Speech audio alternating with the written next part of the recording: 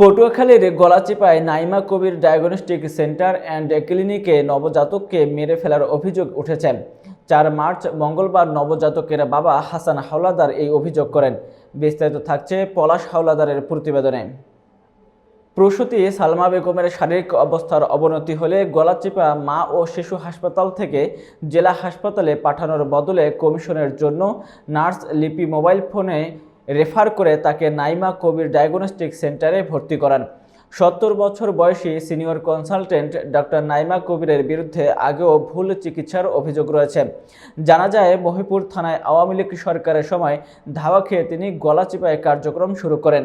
এক চিকিৎসক জানান, ডক্টর নাইমা কবিরের ডিগ্রি নিয়েও সন্দেহ রয়েছে। এছাড়া প্রতিষ্ঠানটির অ্যানেস্থিয়া ডাক্তার সুমনের ভূমিকা নিয়েও ধোঁয়াশা রয়েছে। এভাবে অনিয়ন্ত্রিতভাবে ডায়াগনস্টিক সেন্টার গড়ে ওঠায় উদ্বেগ প্রকাশ করেছেন সুধী সমাজ। তারা জেলা সিভিল সার্জন ও উপজেলা স্বাস্থ্য কর্মকর্তাদের হস্তক্ষেপ কামনা করেছেন। অন্যথায় আরও মায়ের বুক খালি হওয়ার আশঙ্কা রয়েছে।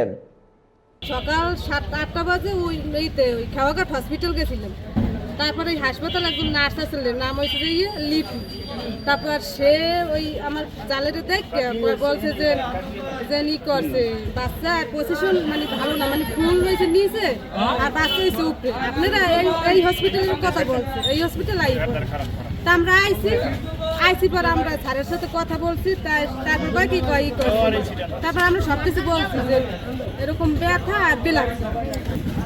তারপর বলছে যে কাগজপত্র আগে আনে। তারপর আমার বাসায় পড়েছি, এবার কাগজটা সব কিছু নিয়ে এসেছি যেতাম। না কোনো সমস্যা হবে না, আমরা বেলার জোগাড় করেন। তোকে স্যার আমাকে তো বেলার জোগাড় করা তো একটু সময় হবে, তাই ই করছে আমরা করতে আসি। তো এর মধ্যে ওই আমার জালের ভাই আইসি পর এবার বেলার দিয়ে গেছে। এই যেন এই সিনড্রোমের মধ্যে দিয়ে বাচ্চা না মারা যায়, এই জন্য আমরা কখনোই মাকে যেই হাসপাতালে সিজার করবার মতো পরিবেশ আছে সেই হাসপাতাল থেকে রেফার করি না।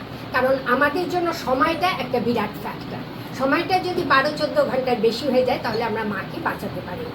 কিন্তু আবারও বলছি, এই সিজার করার সময় আমাদের সমস্ত কনসেন্ট্রেশন ছিল মার উপর, বাচ্চা বাঁচবে কি বাঁচবে না। এই সিজার যদি আমাদের 5 মাসে করতে হয় তাও আমাদের করতে হবে।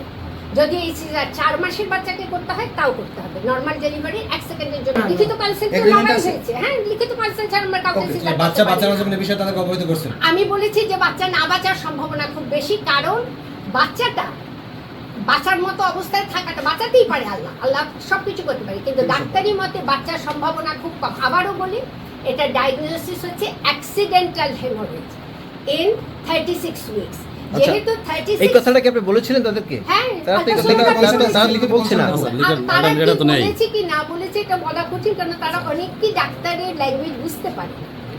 6 দিন আগে 6 থেকে 7 দিন আগে সে পড়ে গেছিল, আমাকে বলেছে। এটা আমার যখন আমি আল্ট্রাসোনোগ্রাফি করেছি সে বলে, যখন আমি ওটিতে তার ভিতরে এত রক্ত পেয়েছি, প্রায় ধরেন 2 লিটার রক্ত তার পেটের মধ্যে জড়ার ভিতরে, তখন আমি তাকে জিজ্ঞেস করেছি যে এটা তো আসলে প্লাসেন্টা প্রিভিয়া হতে পারে না, তুমি কি পড়ে গিয়েছিলে? মিথ্যে কথা বলো না, সত্যি করে বলো। বলে হ্যাঁ, আমি 9 দিন আগে বসা থাকা অবস্থায় পড়ে গেছিলাম। তখনই তার এই প্লাসেন্টাটা ডিসঅ্যাটাচমেন্ট অফ দ্য প্লাসেন্টা বলে।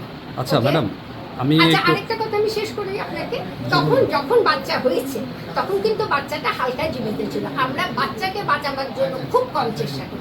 জীবিত হয়েছে, মৃত্যু জীবিত হয়েছে খুব কম চেষ্টা করেছি, যতটুকু করা যায়। কারণ আমাদের সম্পূর্ণ কনসেন্ট্রেশন ছিল যে এত বেশি ব্লিডিং হচ্ছে যেন মাটা হারিয়ে না ফেলে। আমরা করবার আগে 1 বোতল রক্ত নিয়ে শুরু করেছি, কারণ আমরা জানতাম যে প্রচুর একটা ব্লিডিং হবে। কিন্তু আমি নিজেও অ্যাক্সিডেন্টাল হেমোরেজ বুঝতে পারিনি, কেননা আল্ট্রাসোনোগ্রাফিতে হেমোরেজটা প্লাসেন্টার ভীষণ দিতে হয়, রেট্রো প্লাসেন্টাল হয়, এটা দেখা যায় না। সামনে যেটুকু রক্ত ছিল দেখে আমি কাজ করেছি। একজন মহিলা এসেছে, যেহেতু আমাকে একজন পাঠিয়েছে আমার সিস্টারের আত্মীয় রোগী, সে খুব তাড়াতাড়ি মানে আপনি কি পার্সেন্টেজ দিয়ে রোগী ভাগাই আনেন অন্য কিছু থেকে, তাইলে? আমি আপনাকে আরেকটা কথা বলি, আমরা এখানে 11,000 টাকা সিজার করি। 11,000 টাকা সিজারের মধ্যে আমার অপারেশন চার্জ, অ্যানাস্থেসিয়ার চার্জ, 3 দিনের সিট ভাড়া, 4 দিনের ওষুধ থাকে। সেটা কিভাবে সম্ভব? 11,000 টাকা কিভাবে সম্ভব? যেহেতু এটা আমার ক্লিনিক, আমি অনেক সময় কোন রকম, যেহেতু আবার আমি বলি সমস্ত কাগজপত্র আছে, সমস্ত কাগজপত্র আছে, অল পেপারস আমাদের কেউ করে নাকি জানি না, কিন্তু এই গন্ডগোল হওয়ার পর আমরা রিনিউ করেছি। আপনারা বিএমডিসির ইট আছে? কাগজটা আছে আপনার যে বিএনডিসি হ্যাঁ অবশ্যই ওটা না হলে তো রিনিউই হবে না, সব আছে, একটু সব আপনার আপনি সেটার ভিতরে তো আপনার লাইসেন্স আছে, লাইসেন্স সব লাইসেন্স আছে, ওইটা ওই everything। কাগজটা একটু আমাদেরকে দেখান।